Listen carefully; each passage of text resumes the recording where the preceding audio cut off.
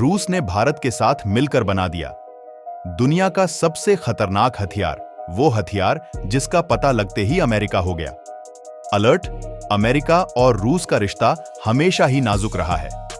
America और रूस दोनों ही विश्व की महाशक्ति है, जिनके बीच हमेशा टॉप पर बने रहने के लिए विवाद होते रहते हैं।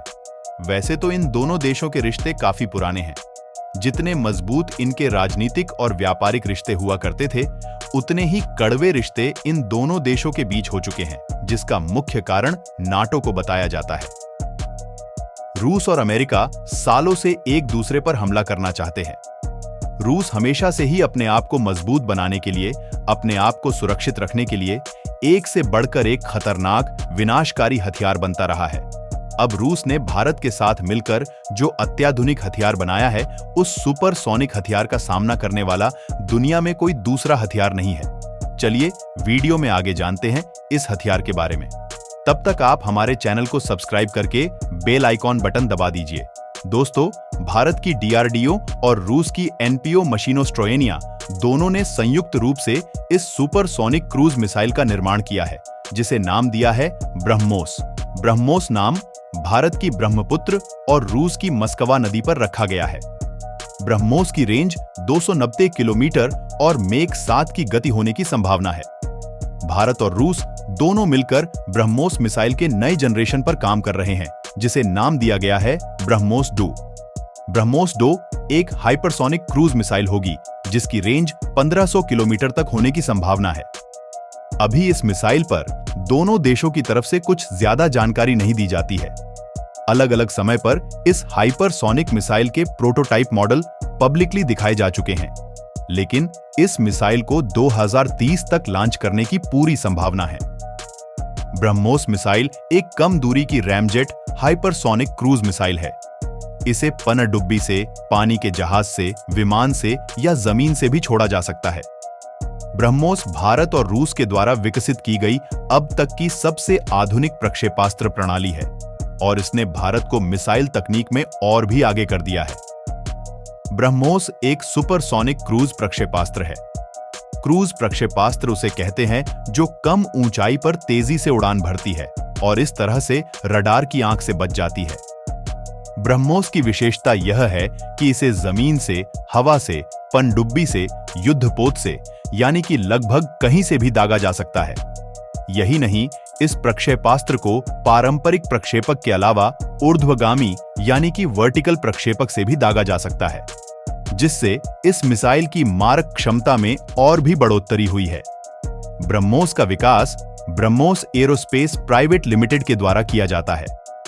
यह कंपनी भारत के डीआरडीओ और रूस के एनपीओ मशीनोस्ट्रोएनिशिया के द्वारा बनाई गई है एक यूनिट है। मैन्यूअरेबल टेक्नोलॉजी से लैस, यानी कि लोड हो जाने के बाद अपने टारगेट तक पहुंचने से पहले मार्ग को बदलने की क्षमता।